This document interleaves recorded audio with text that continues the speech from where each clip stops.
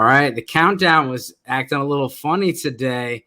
It is July 12th. We are right at the beginning or middle, depending on how slow or fast your Scott Fishbowl draft is going. This is the SGPN Fantasy Podcast brought to you by WynnBET. The On Sports Gambling Podcast Network is presented by WynnBET. Bet $50 at WynnBET and get $200. So you basically get all your money back times three. In free bets, bet big, win bigger at WynnBET. Download the WynnBET app or visit wynnbet.com and start winning today. Ralph's got the Sleeper shirt on. We're also brought to you by Sleeper. You already play fantasy on Sleeper. You get all your notifications on Sleeper. You hear what Michael F Florio's got to say. Now you can win cold hard cash with our over and under game. Just head to sleeper.com/SGP on your phone to join the SGPN group, and Sleeper will automatically match your first deposit up to $100. That's sleeper.com/SGP. And then don't forget about our Discord channel. Make sure you check out SGPN Discord, the perfect place to interact, sweat the bets with the SGPN crew. Just go to sportsgamblingpodcast.com/Discord.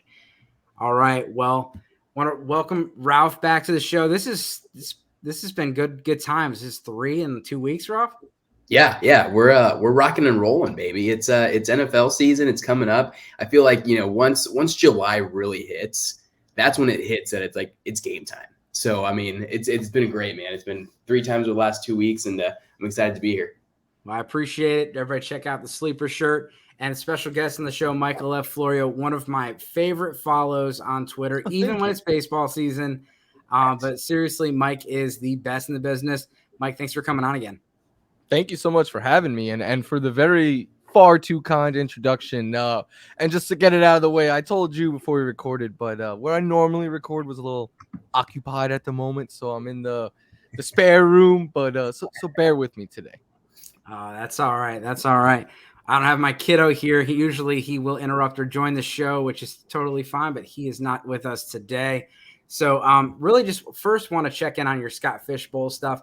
Some of us are, and I'm in round 4. Sounds like Ralph is around 5. Well, I'm in round 5 now. No, I'm still in round 4. We're in 4. And then I have the second pick, so 2. I'm in round 2. So and Scott Fishbowl, it's you have people playing bully ball with the quarterbacks, bully ball with the tight ends, people going RB heavy. I mean, have you seen anything crazy in either of your divisions? Mike, I'll let you go first. To me, the craziest thing was how little quarterbacks were taken, especially in the first round and a half. Like in some first rounds, I've seen like 8, 9, sometimes 10 quarterbacks go. And in mine, we had 1, 2, 3, 4, 5, 6 go in the first round, and then only 1, 2, 3, 4, 5. Okay. So when it came to me in the middle of the second round, Tom Brady was there. Aaron Rodgers was there.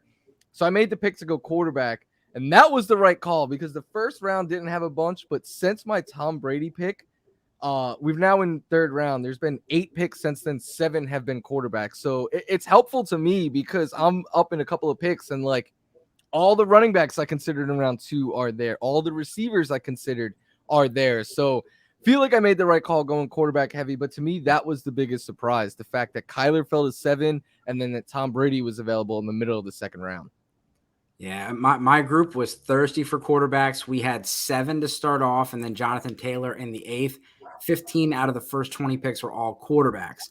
And so I was staring at the 2-12, knowing there's a third round reversal, and I had Josh Allen already on the team. And I went with Austin Eckler, and I thought, you know what? I'm starting each of these rounds. I'm going to start the wave. And so that's what happened after my Eckler pick, which was the third running back off the board. 9 running backs fell after. And after my Josh Allen pick, 6 quarterbacks went right after. And, of course, like I said, 15 out of 20. Mm-hmm. So what did I do this round? I went with Dalton Schultz to start the tight end run, hopefully get some of these tight ends that I was really not interested in off the board, and hoping that these receivers come back to me. Some of the guys that we are going to talk about tonight, I'm not going to mention names, but they are definitely almost all of these guys are guys that I'm hoping get back to me at the next turn. Ralph, what about you? The biggest one was I did a bunch of mocks. I like to say I got ready for this, but there's no real way to get ready for this. You just got to go with however your draft falls to you. That's what you're going to get. The hand that you're dealt is going to be what you're playing with. And so in all the mocks that I did, not once did I get Ja'Marr Chase. And so I was just telling you guys earlier, is my strategy after last year's Scott Fishbowl was I need to get 2 quarterbacks. That's it. Like I'm starting off 1 and 2 with quarterbacks. That's going to be my goal. And that changed. That changed immediately. So seeing Ja'Marr Chase, it was incredible. The first wide receiver wasn't taken until 206. And obviously that was Cooper Kupp. And it was crazy to see the wide receivers falling as far as they did. And so was pleasantly surprised and excited to get Ja'Marr Chase with 211. And then on the way back, it was nice to see still some depth around the wide receivers. So I went AJ Brown along with Saquon. So it's looking good. It's looking good. Yeah, I think there's only 6 receivers off the board, and we're starting the 4th round for mine. So the receivers are falling, but let's not forget we do have to start 3 receivers. So I'm not going to fully punt that position. Mike, Ralph, anything else about Scott Fish before we get on to the main event?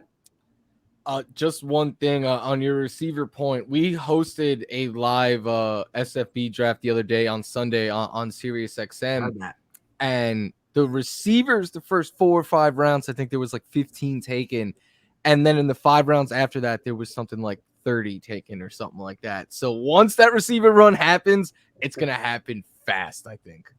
Perfect. And so we're going to prepare you guys for that because we got breakout candidates. These are all guys that are going to be falling in that range or maybe even a little bit deeper. But before we go to that, I do want to make sure to remind you guys again about WinBet. Make sure you get down on wins, bet 50 to win 200 promotion, where a $50 bet qualifies you for $200 in free bets. I don't know if you guys have ever done this, but I did this. I did it around the Super Bowl, and it was awesome. Bet $50, lost it. Got $200 in free bets, turned around, won some money on the Super Bowl. If you're betting baseball, you have to check out WinBet. Their reduced juice in baseball games makes them the best place to get MLB. And then don't forget about the ultimate fantasy football experience. If you bet 500 plus on sports or casino before July 31st, 2022, you get entered to win the ultimate fantasy football draft experience at Encore Beach Club, including a 2-night stay at Wynn Resorts for you, Ralph, Mike, and your entire league. Now, just kidding. Your entire league, multiple entries are allowed. So if you bet $1,000, then you get 2 entries. There's so much to choose from, and all you have to do is download the WinBet app or visit wynnbet.com to get started. Offer subject to change. Terms and conditions at winbet.com. Must be 21 or older and present in the state where playthrough WinBet is available. If you or someone you know has a gambling problem, please call 1-800-522-4700. All right, so Mike, you're the special guest. You're going to go first. And this guy, a lot of people have been talking about Mr. Michael Pittman Jr. Let's hear about him. Well, I think the breakout for Michael Pittman Jr. really happened last season. He showed us that he could play at a very high level. I had him on a bunch of my fantasy teams. I from the middle of the year on, I was basically starting him every single week. To me, that's like a breakout, but I think he's going to take an even further breakout step this past season. And so much of it is because of the quarterback upgrade. One, the Colts, naturally, when you're led by Carson Wentz and you have Jonathan Taylor there, they skewed more run heavy last season than they have in years past. Phillip Rivers, whoever was the quarterback, they threw more than they did last year. So we could see an uptick in passing. But even if we don't see a huge uptick there, I just expect more volume to go Michael Pittman Jr.'s way. Last season, he had 26% of their targets and 30% of their receiving yards, both of which ranked inside the top 10. But Carson Wentz only threw out wide on 39% of his routes, of his throws, where Michael Pittman Jr. ran 81% of his routes out wide. The upgrade from Matt Ryan isn't just that there'll be higher quality targets. Matt Ryan also throws out wide 6% more often than Carson Wentz did last season. And then you're talking about a Colts team that lost T.Y. Hilton. I know they drafted Alec Pierce. Their tight end depth isn't what it used to be. Like, someone is going to have to vastly step up and take a lot of targets, and it's going to be Michael Pittman Jr., I think. I think Right now, I'm drafting him inside the top 15, and I certainly think top 10, if not higher, is a very realistic outcome for Michael Pittman Jr. this season. Yeah, no, I love that, and I love the breakdown between it was kind of a mini breakout. He showed consistency, but he wasn't an elite fantasy player, and he is definitely someone that you could see go in the wide receiver 1 range. Let me ask you about this. So I know the Deshaun Watson news is looming. Will Fuller is out there. Will Fuller, he was good a couple years ago, but obviously we haven't seen much since. What do you think, about the Colts? Do you think there's a potential that they could add a Will Fuller or a Julio Jones? And if they did, how would that affect Michael Pittman's outlook? I keep thinking that those guys are going to end up elsewhere. The Colts are a spot that makes sense, and that would obviously impact the volume that can go Michael Pittman Jr.'s way. What it could do, though, if you have a field stretcher like Will Fuller opposite of him, that's going to take the safety and other defensive attention more onto the other side of the field, which helps open up space for Michael Pittman Jr. But he is a contested catch monster. He's a good downfield target in his own right. I'm hoping that nothing changes with the Colts. And if it does, a Julio or a Will Fuller, I think dings the value of Michael Pittman a bit, but not where I'd be pulling him outside my top 20 or anything like that. Absolutely. And I guess OBJ would be another potential. All right. Yeah, I don't think we see OBJ, though, maybe at all this year. Maybe at the very least, probably not till late November, December. Yeah. I think he could sign on to a playoff contender once they need that wide receiver depth towards the end of the season. And that's kind of where we see him come into play. But I agree with you there. Yep. All right. Anything else on Michael Pittman? All right. We're going to go to the next guy. This is Ralph's Rashad Bateman. Let's talk about it. Rashad.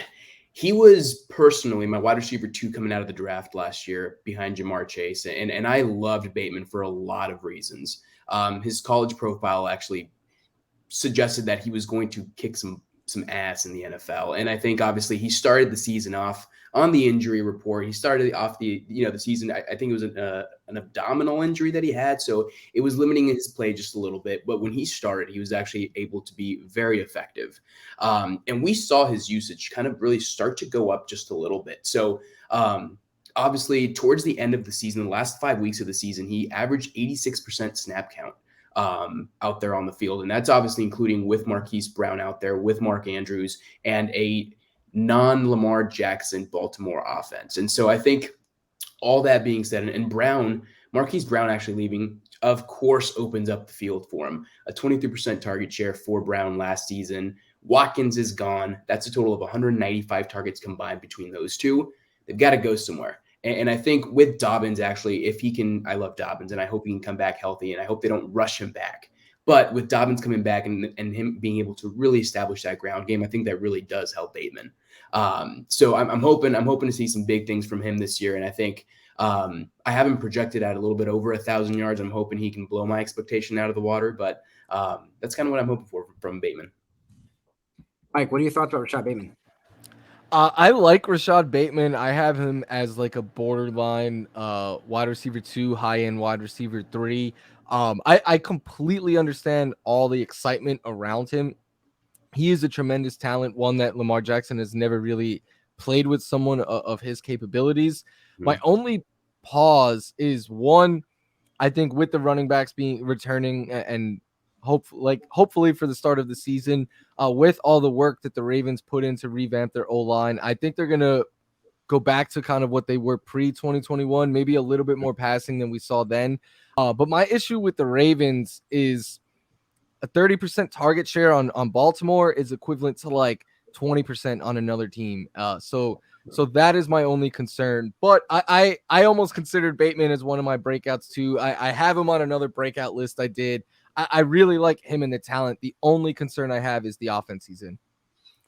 Yeah, and I'm a big Bateman fan as well. And the one problem with Twitter and guys like Michael Florio putting out content is everybody hears it and then the ADP rises. So you're not getting these breakouts at a cheap cost. You're gonna pay for Rashad Bateman, and I think that would be my only concern with him. I do love the offensive line changes. I love Tyler Lindenbaum, he's one of my favorite prospects, and I think he fits that offense perfectly. At a mock there, I was just like dreaming of him going to the Ravens. And Morgan Moses, I thought was an underrated signing. Villanueva was great when he was great, but he was terrible last year. There's a reason why the terrible Steelers offensive line let him walk. He wasn't playing well. Well, he went over the Ravens, and the Ravens, they lost, not only him, but then they had injuries to the offensive line, and they shipped their other guy up to Kansas City.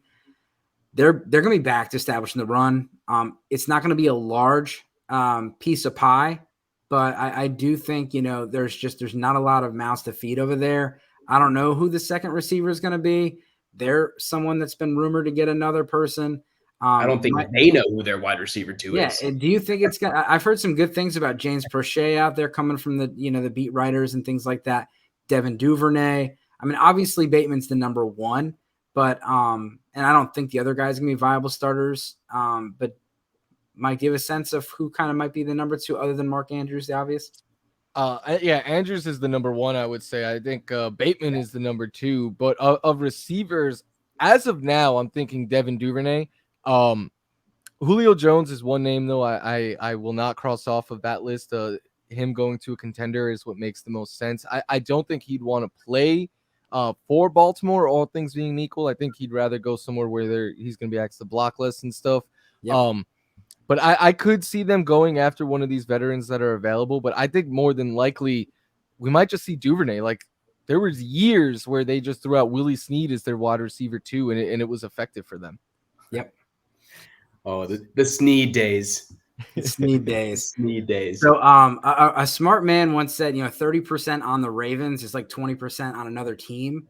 And, Marquis Brown was that 30%. Now he's over on the Cardinals. He's with his boy Kylo Murray. And I absolutely love this. Marquis Brown feels like he's been in the league for a long time. He's still just 25 years old.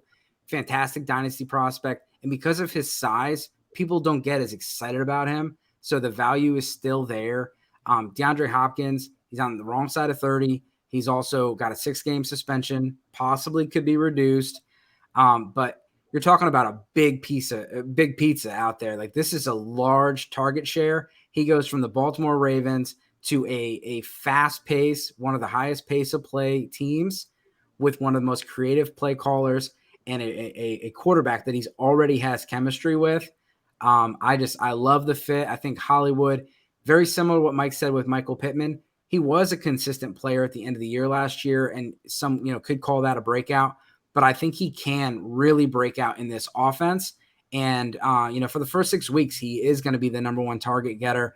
And he could be the number one target getter for the entire season. Even when DeAndre Hopkins comes back, Hopkins has been banged up. And we've seen it plenty of times where these guys either sit out training camp, have a suspension or whatever. They come back, first thing that happens, soft tissue injury.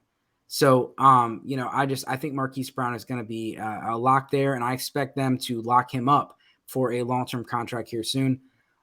Mike, am I wrong? What are your thoughts on Marquis Brown? You are not wrong at all. I have Marquis Brown as a top 20 receiver. I'm excited for him. And everything you said is correct. Like, first of all, much better system. He goes from one that is going to run the ball so much to now one that is going to be a pass-first offense. Just more routes to be ran there, more targets. And the biggest thing, though, is that as good as Lamar Jackson is, his biggest weakness is on the long ball. Whereas Kyler Murray is really, really effective on throwing the deep ball. In fact, last season, 19% of Marquis Brown's routes were of 20-plus air yards, of his targets, were of 20-plus air yards. And on passes like that last season, Kyler had a 111 rating with a 47% completion percentage, whereas Lamar was at 63.8% rating with a 29% completion. So just the offense alone should boost him, and the better deep ball passer. Like, this is what I say about Marquis Brown. He doesn't have to look like your traditional X wide receiver one to be a fantasy wide receiver one. Ralph, anything on Marquis? No, I really enjoyed him on the Ravens, and I kept telling myself throughout the years, I wish he was on another team where they could maximize him. And so when I saw that trade go down, I was very excited to kind of see it. And then obviously that OU connection that they have is going to spark back up. We saw it last year with Jamar Chase and Joe Burrow, and I'm excited to see these guys on the same field again. And how about this picture? It's a great one. It's a great one. Amazing. All right. So next one. So Gabe Davis or Kadarius Toney? Mike, who would you like to talk about first? I'll go with Kadarius Toney first because I could talk about Kadarius Toney for the rest of the episode. Like you guys could just, I have an article on rotoballer.com where I go deep into why I think Kadarius Toney is a breakout candidate this season. But even since I wrote that, first of all, the argument is I think the Giants are going to have an offense where they're looking to get the ball out of the hands of Daniel Jones quickly. I think Kadarius Toney is their best bet to do that. Watching film of him, there's not many people in this planet who have his combination of speed and quickness. In fact, I don't want to compare him to Tyreek Hill, but when he has the ball in his hands after the catch, that is who my mind kept thinking of. And then for you stat people out there, I went back and I looked at all the receivers who averaged 2.2 yards per route run or higher. They all averaged, all topped 1,000 yards, and if they had 80 targets, I believe, and if you bring that down even a little bit, they all topped 800 yards, and 800 yards last year was enough for you to be a top 30 wide receiver. He's going well outside the top 40, and I think his upside is far higher than that. If he could actually find the end zone, and the Giants, try to get him the ball in space, like I think they're going to, I think that he could be a wide receiver 2, if not higher, and you're paying borderline wide receiver 4 price to get him. Yep. Yeah, you had a combination of Jason Garrett and Freddie Kitchens, which, obviously they're much better offensive coordinators than I am, but I would not say that they were, elite offensive play callers. And you get a huge upgrade at that position, huge upgrade to the offensive line. And most of the time Kadarius Toney was on the field, it was Mike Glennon throwing the ball. And I know everyone points that Cowboys game and says, oh, it was just one game and it was just in garbage time. Anyone that is a Giants fan and had to suffer through all the games last year I saw the week after that, and he had a double wrapped ankle and went out there, and the first 4 plays they hit him. He had 4 catches, 60 yards. I'm like, I went and made like massive dynasty trade in like the first quarter. And then he went out for an injury, and then they kind of saved him the rest of the year. Wasn't that he was hurt, but they saved him the rest of the year. They shut everybody down. Here's to highlight that game and say people could say it's a fluke. Going back since 2000, so the last 22 years, there's been 10 times a rookie receiver has topped 180 yards. Jamar Chase is 2 of them. Justin Blackmon, we never saw year 2 for him. Anquan Bolden, Hall of Famer. Mike Evans, future Hall of Famer. Rod Gardner, he flamed out, but he had a couple 1,000-yard seasons after that. Juju, Kadarius Toney, Keelan Cole, Odell Beckham Jr. So either you believe Kadarius Toney is the biggest fluke like Keelan Cole, or this guy is going to be a very good receiver at the NFL level. Yep. Well, I'm definitely picking him up in my draft. I got a whole bunch of them on my roster. And, the more Mike talks about him, the more I get excited as a Giants fan. That was music to death. I saw Dave's eyes just light up every time he one of those. It was just bigger and bigger. And everyone wants to point to Wandel Robinson and say, like, the new regime came in to replace him. And I completely disagree. I think that they're replacing Sterling Shepard, who's an expensive – the Giants have the 4th most expensive receiver room, and it is definitely not the 4th best. So they have to get rid of some of these pieces. And, Shepard's coming off an Achilles injury. He's getting a little bit older. Toney can play in the slot. Wandel Robinson can play in the slot. It just makes no sense for them to hang on to a slot receiver that costs that much when they have electric players like a Wandel Robinson and a Kadarius Toney. And they also have Kenny Golladay on the squad, and they are married to Kenny Golladay for a couple of years for how much money they gave that man. That was Dave Gettleman's parting gift to the Giants, was marrying Kenny Golladay for a while. But yeah, I love Kadarius Toney, and I think the value again is, where it comes down to where you're not having to pay some of these prices for some of these other guys. Anything else on Toney before we move on? No. So I got to convert every picture to a PDF to make it a slide. So that's the end of the slides. Elijah Moore, let's talk about it. Elijah Moore. I I'm very big on Elijah Moore, and I was his rookie season as well. I think there's a lot to be excited about there with the Jets. We saw some of the key additions that the Jets did on that offense over this offseason, whether it was in the draft or whether it was in free agency. But I think what they did on offense was obviously to tailor to Zach Wilson. And I think they want to see what he's got, and I think this is the year to prove it. And Elijah Moore also battled some injuries early off in the season, wasn't getting exactly the target share that we saw him get kind of when he started to dominate when he was wide receiver 4 during weeks 8 through 13. And that's kind of what I want to highlight a little bit. I know a lot of people refer to this, but I think it is impressive when you look at some of the numbers that he was putting up. His target share in those weeks was 8. I'm sorry, it was 8, 6, 11, 8, and 12. Now, when you're looking at that and the targets that he was receiving, he started to get more comfortable in that offense, and you could see it. He started to really kind of just showcase what he's got, that speed. He was able to break away from it, and kind of what made him so popular at the college level. You started to see it at the pro level. And so I think that's really what's exciting for Elijah Moore. Zach Wilson started to throw the ball a lot more towards the end of the season. He started getting more comfortable. I think that's what we kind of start to see as well from him this offseason. And obviously, you add Garrett Wilson to that offense, you add Breece Hall to that offense. There's a lot of more pieces than just Elijah Moore, and it really does open up the field for him and everybody on that offense. So it's something to be excited about. I mean, I'm hoping for him this year that he's able to use Garrett Wilson as an advantage to kind of free up and open up that field. So it should be exciting to see him on that field. That's one of my guys too. Mike, your thoughts on Elijah Moore?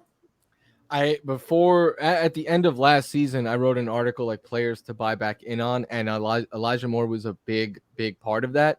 But what's changed is the Jets have added new targets, and they used the top 10 pick on Garrett Wilson. I love the talent of Elijah Moore, but my thinking has just been, is the volume going to be so much in Moore's favor that it warrants 3-4 rounds of him going earlier ahead of Garrett Wilson? So my approach with the Jets guys, as much as I love Moore, I actually did draft Moore on one of my best ball teams earlier today. But that was just to get a little bit of exposure. My approach has been like, I'll wait and I'm okay taking Garrett Wilson. But even more than that, give me Zach Wilson. And then I get all of these receivers without having to worry if I pick the right one. Dude, that's super smart. And one of the things that I like that the Jets did, and I'm a big offensive line guy, and you look at these quarterbacks and you see, a lot of times, they talk about, Josh Allen got Stephon Diggs. We also had Mitch Morse, like when they add an offensive lineman, specifically a center, that really helps them. That it keeps keeps people out of their face.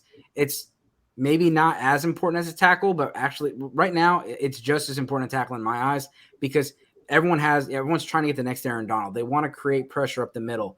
And look, Kylo Murray, last year he played phenomenal. He had Rodney Hudson for half the year. The second half, they were pretty bad. Rodney Hudson got hurt, and they had Max Garcia, the third guard at center. So there's a huge, so they interior offensive line with Vera Tucker as well as Mitch Petrus. I believe they also got another offensive lineman. And then, you're looking at George Fant played well last year. Becton's coming back with a chip on his shoulder. Yeah, so it's going to be interesting. I think, all of it has to do with, can the quarterback and a lot of receivers, I have my dynasty rankings, and that's a whole nother show, but that every receiver in like the top 15 minus like 3 guys has a huge quarterback question. And so like with Wilson and Elijah Moore, can they both be fantasy viable, or is it just going to be one? It's going to be a big question out there. For me, I'll take the cheaper guy, or now I'm thinking go the Zach Wilson route and just avoid the struggles. The next guy I wanted to talk about was CeeDee Lamb.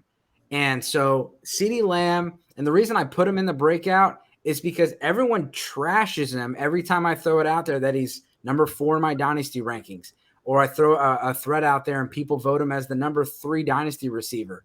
And there's all the people that say he's not done anything. Okay, well, if he's not done anything, then I can use him as a breakout candidate. And I think he is going to break out this year. I think he can be a top 5 receiver.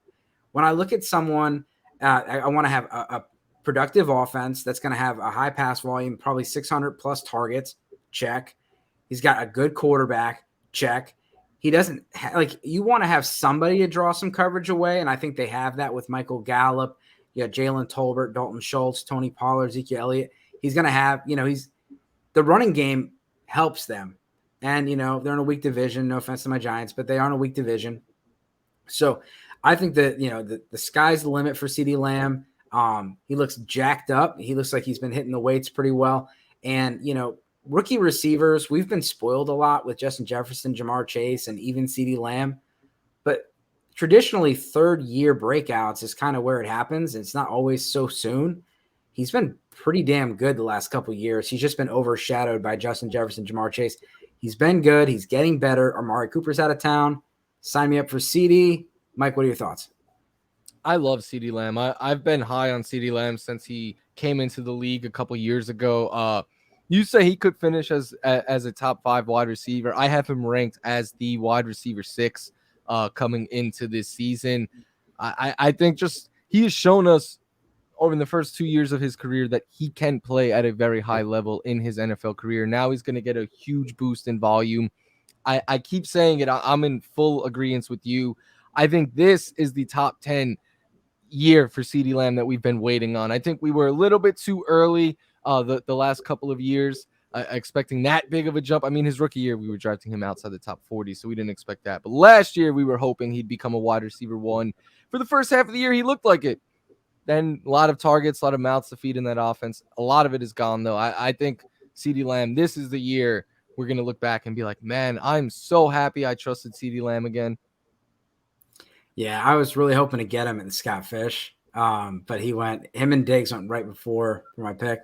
Ralph, you're going to say something about your boy CD? I was going to say, and so obviously it pains me to say, but I'm a Cowboys fan. So when I see CD Lamb and some of the pieces there, I think there's obviously Dave with what we're going to talk about. And I know we're going to talk about rookies in just a little bit, but that offense has the power to make CD Lamb a top 5. And I think with the pass attempts that Dak will do in that offense and the way it is, I think CD is more than capable of handling that workflow. And I'm super excited to see him. And I think people will be pleasantly surprised.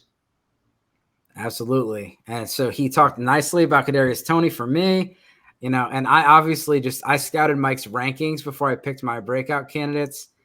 So I knew he wouldn't be wrong. So let's talk about Sleeper before we get to the rest. Now on to Sleeper. Sleeper is the fastest growing fantasy platform today with millions of players. You probably already have a fantasy league on there. I use it for mine. It's a game-changing product unlike anything else in the industry. And now you can make money on Sleeper too by playing their new over-under game. Super simple. First, in any sport, you choose 2 or more players that you like and pick the over and under. For example, number of points in basketball, number of hits in baseball, number of catches in football. Then you choose the amount of money that you want to enter. If you pick correctly, you can win anywhere from 2 times or to 20 times your money. So if you get 2 correct, maybe it's 2 times. If you get 5 correct, then you get 20 times your money. The main reason I'm excited about over under on Sleeper is that it's the only app where I can join my buddies' contests and play together. It's got a built-in group chat where I can see and copy my friends' picks within the tap of a button. It's insanely fun, and we can write it out together. Stop what you're doing and download Sleeper now to play their over-under game, have fun with your friends, and make some money. Also want to mention our listener league. You go to sleeper.com/SGP, and Sleeper automatically match your first deposit up to $100. That's right. Join our squad and get the 100% deposit match at sleeper.com /SGP. All right. So again, I want to speed this up a little bit. Make sure we're good on everyone's time. Gabe Davis. Gabe Davis is someone that on Twitter, you either are the guy that is sick of seeing so much about Gabe Davis, so now you don't like him, or you're just absolutely excited about Gabe Davis. Mike, you got him as a breakout candidate. Yeah, I'm a Bills fan, so no surprise there. The most frustrating part of the Bills season last year was them using Emmanuel Sanders over Gabriel Davis. And I was saying that from like when they signed Emmanuel Sanders, I was like, this doesn't make sense. They have a player in Gabe Davis. And I mean, he's shown us that in limited bursts that he can be a good deep threat for them, that he is a great red zone presence for the Bills. Oh, and he has one of the best quarterbacks throwing him the ball in one of the best offenses. To have 2 top 24 wide receivers, you basically need to be a top 5 offense. I feel good that the Bills are going to be that. And just one quick stat on Gabriel Davis. Since 1950, there's 8 players in the history of football to say they have a game with over 200 receiving yards and 4 or more receiving touchdowns. There is one player ever alive in the history of the NFL who could say they did that in the playoffs. It is Gabriel Davis. I'm sorry. I know we could say one big game. It was the biggest game of the year for the Bills against the Chiefs that came down to the wire, and this man was the one stepping up time and time again. I don't know why that will change suddenly with him getting more volume. Yeah, and he's an underrated follow on TikTok. Just putting that out there. He's him and Dawson Knox are like best buds, and they're on TikTok. It's super fun. Ralph, what are your thoughts about Gabe Davis? Oh man, if for my followers, they know exactly how I feel about him. I was huge on him last year before it was cool to be huge on him. And I mean, I'm right there with you, Mike. I saw the potential in him, even his rookie season, and kind of what he was able to put up, and the touchdown, to your point, the touchdown efficiency that he does put up in the red zone and the presence that he has. I expected a nice year 2 from him. And when Emmanuel Sanders signed, and then there was a lot of moving pieces, and Cole Beasley was also making an impact there. And I just said, well, maybe every now and then he'll have a game, and that's exactly what was happening. Every now and then we'd see glimpses of him. I mean, he started the season off with a touchdown, and I said, oh yeah, baby, here's the breakout. Here it is. But we didn't see much after that until the playoffs. And so I'm really excited about Gabriel Davis. I'm probably, like I said, I've been big on him since his rookie season. So I love him, and that's all I'll say. Yeah, and I'll shout out Mike again, because one of the things that I loved on Sundays was, after the 1:00 games, he's throwing out like the running back shares. You're seeing what the touch percentages were. And like that was one of my favorite things to look at. And when you're kind of predicting how these guys are going to perform, it's opportunity is really kind of one of the underlying things you're looking for. So, I always, had the notification set, and I was waiting for him to come out, because then, when I'm writing my articles or I'm talking on Monday about it, that's what I'm looking for. Like, I don't want a guy that was a good fantasy producer because he had 2 touches and he scored a touchdown. I want to see someone that's getting, 50, 60% of the target share. And with Gabe Davis, one of the most frustrating things was you're looking at snap counts and going, why is this guy not on the field? Mm-hmm. And so this year we're going to see those snap counts go up. He's going to have a big opportunity. Speaking of a big opportunity and a, changing of the offense, Jerry Judy. Let's talk about it. Yes. I can kick it off because I put Jerry Judy on this list. I'm cautiously optimistic about Jerry Judy. And obviously, I think it's been third year now removed from that. And I think, we haven't seen much at all from Jerry Judy in his first couple seasons in the NFL, but he's got the profile to do something. And so I think if I'm looking at the optimistic side of this and looking at, we know what Russell Wilson can do. We know he can help produce 2 top 24 wide receivers in the NFL. He did it consistently with DK and Tyler Lockett. And obviously when you look at Cortland Sutton, he's going to get his fair share, but I also think Judy's going to get his fair share this year. And I'm excited to see what Russell Wilson can do there and that whole offense, and really tailor that offense to what Russell Wilson can do. And and it's not much to say, but even in that first game before Judy got hurt, he was looking good. He was getting the targets. He against was the Giants. There you go. So Dave, it was hurting you, but I was loving it because last year I drafted Judy on a lot of teams, and as I mentioned, he goes from a huge QB upgrade and to have Russell Wilson in that offense. I see Russell Wilson throwing it a bunch of times this season, and so it's exciting to see. So I'm in on Jerry Judy, and if he lets me down one last time, that's it. I'm calling it quits. That's it. I'm done. I'm just glad that the legal stuff was nothing as we expected it to be, because that would have been terrible, for him to finally get Russell Wilson, finally get a good outlook, and then to have something like that happen, and it was all just bogus. Mike, what are your thoughts on Jerry Judy? I've been huge on his talent since he's come into the NFL. I was all in on him last year. That high ankle sprain really derailed a lot. And I think, to me, the hardest conundrum this season is deciding which Broncos receiver you want to be on. I wanted to be on Jerry Judy's side. And then now it seems like the masses are on Cortland Sutton, so his ADP is going up while Jerry Judy's is starting to come down. That just ensures that I will be, if I draft either one of those two, it will be Jerry Judy. Because the thing I hear, look at what Cortland Sutton did when Jerry Judy didn't play. But what I never hear from the Sutton truthers are Cortland Sutton was on a milk carton every game that Jerry Judy did play because he dominated snaps, routes, targets, all of that. So maybe not snaps, but everything else. So yeah, to me, I know it's a new coach, it's a new quarterback, but the fact that they were so invested in Judy and pushing him has to mean something. Yep. Yeah, and I am, all the people that are hating on Russ Wilson, I hate the fact that he gets so much hate for how poorly he played at the end of the season last year, because he came back and really, like, there was no reason for him to come back. Like, they weren't going to do anything, but they were like, this could be a 3-month injury. He came back in like 4 weeks, and then he played terrible. And so people are like, well, Russ is inconsistent, yada, yada. I'm not believing that. This guy was playing at an MVP level before he got hurt. I think Russell Wilson's going to do well. They got the running game. They got a solid defense. Offensive line is a little shaky, but love the weapons. And yeah, Jerry Judy's uncatchable target rate for his career is it's crazy. This guy has not had like any type of quality targets. And if he gets quality targets and he sucks, then I'm wrong and I'm fine with that. But I just cannot blame a guy that has not done well in a situation like it was. And like Mike said, those high ankle sprains, it sucks. And we saw it with Saquon. I mean, it's just, if it happens in the middle of the season, beginning of the season, it really can, deter everything. Yep. So we got through all of your breakout candidates. My last one is Allen Lazard. And again, these are candidates. So you're looking at situations where this could happen. Could Allen Lazard go out there and be kind of like Juju, where Antonio Brown was gone, so Juju's going to be great, and then he didn't really do anything? Maybe Lazard gets number 1 corners and sucks. But at the end of the day, I'm going to bet on the fact that he's got a relationship with Aaron Rodgers that no one else on that roster, except for no one else on the roster has. Robert Tonyan might start the year off on the PUP.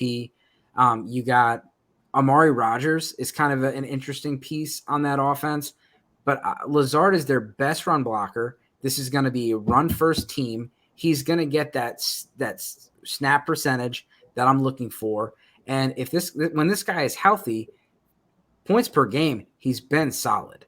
And I'm hoping that, maybe Sammy Watkins can draw some coverage away from a little bit. Maybe they do go after a Julio or something like that. I wouldn't hate that for Lazard. But I think if we get a 16-game season out of Lazard with Aaron Rodgers, he's going to have a good year, and you're not having to pay up for it. You're paying wide receiver 3 cost for someone that could be the number 1 receiver on the Green Bay Packers with Aaron Rodgers. Sign me up for that. He's a big body. Could be a good red zone target. I do think Aaron Jones might technically be the wide receiver 1 there. But I do like me some Allen Lazard. Mike, am I crazy? You're not crazy. My issue with Lazard, like, he is the Packers receiver I like the most, but my issue with him is we're purely relying on volume. Like, I don't think any of us truly believe that Allen Lazard should be anywhere close to a team's wide receiver 1. So my fear is that, 1, the volume isn't what we expect it to be for him, or 2, I'm still holding out hope that the Packers are the destination for Julio Jones or like Will Fuller, because if one of those guys go there, it's downhill fast for Allen Lazard. But as everything is currently constructed, I completely get why people are excited. Yeah, I think if we get news that Deshaun Watson gets a 9 or 10 game suspension, Will Fuller goes to the Packers instantly. I don't know if they're doing that or not. Maybe that's just all in my head. But, Will Fuller's agent is not going to want him to go to the Browns to play with Jacoby Brissett for 9 weeks. If Watson gets a 4-game suspension, then he goes to the Browns. Browns need a receiver. It just makes a lot of sense. He's trying to revitalize his career. Deshaun Watson's trying to revitalize his career. But the Will Fuller news has been super quiet. And yeah. I was hoping to see him sign weeks ago because I've been picking him up in my dynasty leagues for nothing. Yeah. So yeah. And maybe they're waiting for an injury to happen. Unfortunately, that stuff happens. But agents are trying to look for a good. And again, he's trying to get paid, and he's not going to get a long-term contract from somebody. He's going to need a short-term deal. So he's going to look for the best situation that can make him some money because it's been, he had suspension. He had Miami, did not work out. And it was after a great season. He had a great season in the Texans and then just didn't pan out. So let's get to the rookies. So, Mike, you have two rookies. Let's just do them both together. You got a type here. These are some tall receivers. Yeah, first is the first. I went kind of high and low end. The first is the first receiver who was drafted in this year's NFL draft, Drake London. He was my wide receiver 1 coming into this year's draft class. I love what he can do both as a field stretcher and he's, like you said, tall, big-bodied receiver who could be used in the red zone. Those are the two quickest ways to get quick fantasy points is long catches and touchdowns. So I think he's suited right away for that. And then outside of Kyle Pitts, not a lot of competition for targets at all. So he could come in right away and get 25 to 30% of the targets there, I think, even as a rookie. So I'd love drafting him as like a wide receiver 3, sometimes even as my 4 if I go wide receiver heavy in a draft. And then George Pickens is the other one. And I like to joke on draft night that the Steelers sent out Chase Claypool to announce the drafting of his own replacement. But George Pickens is big. He could be a downfield guy. He could be used in the red zone, similar to Drake London. And while everyone is like say hyping up Chase Claypool right now as a breakout, if he loses playing time to George Pickens, which I think will be an actual camp battle, Pickens could be the player that we should all be getting excited for. And right now he's just a pure afterthought in like best ball and redraft leagues. So go out and take your late round dart throw on George Pickens and just hope that he beats out Chase Claypool. Yeah, we saw that Mike Tomlin's always had 3 receivers. Mm-hmm. We were like, why did Juju sign back? Why did they draft a receiver when they got Claypool? They had Martavis Bryant, and if Martavis Bryant didn't have off the field issues, I mean, he was starting to cook. So, I mean, they've utilized 3 receivers. Obviously there's the quarterback situation there with Trubisky and everything, but I love that Pickens call. Without the ACL injury, I think he would have been drafted much higher. Yep. Obviously some of the, we'll call it off the field stuff, but there was also some on the field, off the field stuff that got him. He got like a fight in a game and he squirted water in someone's face or something. A little immaturity, but I think Mike Tomlin is the perfect head coach for someone like that. He was able to keep Antonio Brown under wraps for years. As soon as he left the Steelers, he was freaking nuts. Yep. So Ralph, I mean, I guess between Pickens, spraying water in people's faces, or you got Chase making TikToks. I don't know who's worse. Well, and something I wanted to bring up. So I think a lot of people don't even know about this. Did you guys see the video last year where Chase Claypool like soccer kicked a guy in the face? No. Yeah. So like I was talking to Drew Davenport about the Alvin Kamara situation, and he talked about like, hey, if there's a video, obviously that like has a kind of a shockwaves effect on how the pressure the league gets and everything. When you guys see it, the Ray Rice situation, like that was horrible, and we saw it. There's no denying what happened. And so last year, Chase Claypool got into a fight. First thing, he like kind of backs up a little bit, but the dude's on the ground, and we all know you don't do a dude on the deck. Well, he did. He kicked him. And then the guy like Chase gets like pulled away, and then I'll share the video. He then he smushes the guy's head in the cement. It was just like a bar fight that started in the bar, and then after, and then and it got some coverage. Like Mike Florio was talking about it on what Pro Football Talk or whatever, but he never got suspended, never got fined, nothing happened. And so Alvin Kamara, there talks about like a 6-game suspension at the least. And it's like, I don't know. Like there's no domestic violence. There's no drugs. It's nothing compared to that, but Claypool and Tomlin have beefed a little bit in the past as well. Like, I don't know if you remember last year, the whole music thing where Claypool wanted to play music at practice and Tomlin was like You go run routes, I'll coach. Like, I'm the coach here. And that's why, to me, I understand the talent infatuation with Chase Claypool, but the Steelers went out and used a pretty prominent draft pick on George Pickens. Like, the fact that we're just thinking that Claypool is the wide receiver 2 and Pickens is going to be like a backup or something like that. They also drafted Calvin Austin. So, like, they were clearly prioritizing wide receivers in the draft. And I don't think that's a great sign for Chase Claypool. And you asked Sauce Gardner who the toughest receiver he had to guard was. It's Calvin Austin. You asked everybody at the Senior Bowl who was the hardest guy to guard. It's Calvin Austin. I mean, he's 160 pounds soaking wet. Big Austin fan here. The size is the only concern, but watching that guy play, oof, there's nothing to dislike about his game. It's clean. It's clean. He looks like he's gliding when he's running. He's a phenomenal route runner, and there's a lot to be excited about there. Yep.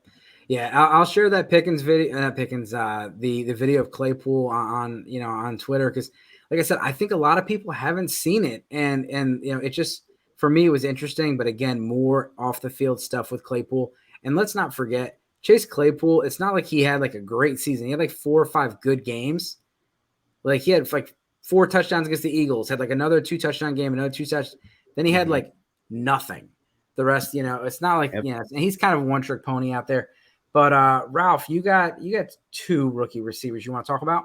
I do, yes. I went a little bit deeper in there, and I picked Jalen Tolbert and Chris Olave. Starting with Olave, I think we're going to see Winston throw the ball a lot. When he plays a full calendar year, he averages 576 attempts per season. Now, we're talking about Kamara, and we don't know what he's going to be, whether he's going to face suspension or not. There are some targets. A banged up Michael Thomas. Is he going to play? Is he not going to play? We don't know what that looks like. So that really does leave a wide receiver core of Jarvis Landry, Marquez Callaway, Deontay Harris, maybe. I mean, it leaves a lot of open field for Chris to come in there and just take over that wide receiver room from day one. And so I'm really big on him this season. I could totally see him just having that immediate rookie impact. And I know we talked about it last week, but you want to see rookie quarterbacks that are not fully developed take a step back and take a year to learn the game, to observe the game. I feel like when they throw in rookie wide receivers into the league and they just say, throw them into the fire. I mean, we see the success in there a lot more. And we've seen it more recently where rookie wide receivers are producing at a much quicker rate than any other position. So you look at that, and I think I'm very excited about Olave this season and Tolbert. We talked about that. I mean, I think Michael Gallup, it's known that his week 1 status is TBD right now. He had a great senior year this last season, over 1,400 yards there, and we're gonna have a healthy Dak. I mean, last year he was coming off from that terrible ankle injury, so a full-on healthy Dak. We've seen the pictures of him working out with CD and Tolbert. They're working out together. That Dak called him on draft day and gave him the playbook.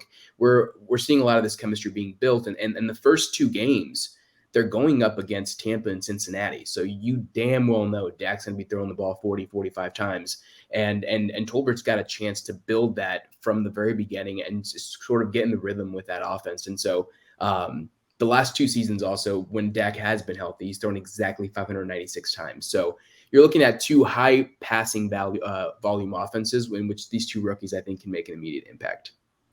Yeah, and if you look at Matt Harmon's reception perception with Chris Olave, it's pretty good. So, Mike, what are your thoughts on Olave or Tolbert?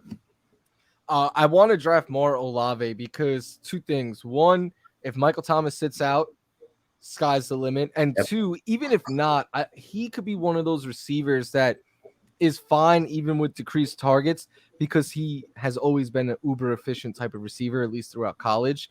So I had been not fading him, but I hadn't been like actively targeting him, but I definitely want to change that. Tolbert is a late round pick that I like a good amount. Michael Gallup tore his ACL in January.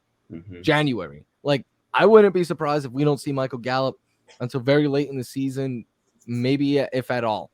Probably though, like November, December, which just means a lot of opportunity up for grab for somebody to step up in the passing game behind CeeDee Lamb and Dalton Schultz. And Tolbert is, in my opinion, the best bet to do so. Agreed. And so mine are probably the total opposite of Mike's. This guy was drafted right after Drake London. That's Garrett Wilson. With Garrett Wilson, He was my number one coming out. People aren't as excited because he's now in the Jets, and you kind of got the decision to make, like we talked earlier. Elijah Moore, him, you got Corey Davis, Braxton Berrios. Can Zach Wilson, can he actually do anything as far as propping up any fantasy production? We'll see. I like the talent there, and Zach Wilson. I know he's definitely been in the headlines for some reasons, but if Zach Wilson doesn't do it this year, the Jets are pretty loaded on draft capital. This could be a very interesting situation. Let's say the Jets absolutely suck, which is definitely not out of the realm of possibility. What if they're one of the teams that get a stud quarterback next year? No one's talking about that, and maybe I'm completely off my rocker, but it'd be a great situation for someone to come in there, one of these, quarterbacks. If Zach Wilson regresses or looks terrible, it could happen. Those GMs, they got their jobs to preserve as well, and it's going to be a loaded class next year. But I do think Zach Wilson will take a jump this year. The things they've done on the offensive line, the things they've done to surround him with weapons, and I love the Breece Hall effect. One of the best friends to a quarterback is a good running game, and so getting Breece Hall and Michael Carter there, that is a very good backfield. So I like that. And then Skye Moore, again, kind of the opposite of George Pickens, but Skye Moore goes to a great landing spot. And we don't know who the number one is going to be. We can all make our projections, and we could all be totally wrong. All three of us could pick three different guys and maybe have the same chance of being right. Maybe Mike says Juju, and Ralph, you say it's going to be Marquez Valdes-Scantling or something. And at the end of the day, Skye Moore is he's attached to Patrick Mahomes for a long time. So in Dynasty, you're looking at a very good chance that he's going to be a weapon for a long time, attached to Andy Reid and Patrick Mahomes. But I like his game. I think he's someone that plays really tough, turns into a running back when he gets the ball. Obviously, the concerns about the small school. But not only did he have volume, but he was very efficient with that volume, scored a ton of touchdowns, had over 17 yards a catch. And he was a number one receiver, 94 catches last year. Yeah. So, it wasn't just like, he caught 50 balls and had 18 touchdowns. Like, no, he caught 94 balls at 16, 17 a clip. Like, it was pretty impressive. Like, what are your thoughts about those two, Garrett Wilson and Skye Moore? I like both of those calls. Garrett Wilson, I love his ability watching him in college. He was my wide receiver 3 behind Jamison Williams, but he was like kind of up in the air. So 2 of the healthy guys. But I agree with what you said about Zach Wilson. I watched a lot of Zach Wilson tape from last year, and all the physical talent in the world. Like, he could make throws that very few quarterbacks could make. It just wasn't all there mentally as a rookie for him. So that is going to be what defines Zach Wilson's career. But like you said, all the pieces around him, the offensive line, are better. And with Skye Moore, I really liked him coming into the draft, and my preferred landing spot was the Chiefs. So everything fell into place. The only thing I'm not crazy over with him is his redraft price, at least in best ball. Like, having to draft him as a borderline top 36 wide receiver, I feel like he's getting, because of the hype, rightfully so, getting pulled up. I would have liked it a little bit more if he was going more in like the wide receiver 40, 45 territory, something like that. 100% agree. The same thing with your rookie drafts. Yeah, I'm like, man, I would love Skye Moore at 110 or 111, but I do not love Skye Moore at 106.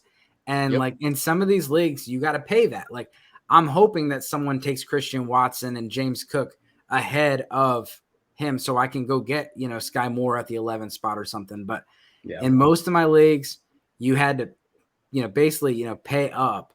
And so when you're paying up, there's just a lot more risk. And so I ended up with more Olave and more Jamison Williams than I did Skye Moore. And pretty happy with those guys. Yeah. All right, so we little over the time, but we made it under an hour. Mike, thank you so much. You're always so kind with your time. I appreciate it. No, thank you guys for having me. This was a good time, and I just enjoy getting to talk fantasy football with whoever wants to talk fantasy football. So thank you guys so much for having me. It was a really good time. Do you have any new articles coming out? I just had a new video drop on the NFL Fantasy YouTube page, 25 breakouts. A lot of the names that we discussed today's show are included in that list. I'll have coming up more in like late July, August, a lot more content over at NFL.com, NFL Network, all of that. And then also some on Rotoballer. And every Saturday and Sunday, you can catch me on SiriusXM, 3 to 5 p.m. Eastern. Saturdays with Scott the King Engels, Sunday with Josh Hayes, all for Rotoballer. So definitely check that out if you're bored on a weekend day, and you want some fantasy talk. Yeah, make sure you guys give him a follow. It's Michael F Florio. And if not FF, Michael F Florio, and hit that notifications button. Like I said, it's just, one of my favorite things when you see what Mike's putting out. Ralph, we can follow you at Lobos FF Den. Any articles or anything coming out recently? Right now, just focusing on my alphas of the week and kind of focusing on what I'm going to do there. So Mike, just for fun fact, on my Twitter every week, I kind of do like my version of stardom. And based on my Twitter handle there, Lobos, and I always just say, my alphas of the week. And so it's that's going to be ramped up and get to go here really soon. So I'll be talking about that very soon. And make sure I think you got like 3 spots left on this best ball. Like, let's fill this up. Let's fill this up. We got like 3 more spots on an underdog best ball. You can draft with Ralph and myself. We'll probably finish a lot faster than the current one we're in because it's going so freaking slow. The dude in front of me is averaging 7 hours and 59 minutes on an 8-hour clock. Yeah, it's terrible. All right. Thank you, everybody. Give us a follow. Make sure you subscribe and like, comment on the show. Good luck this season.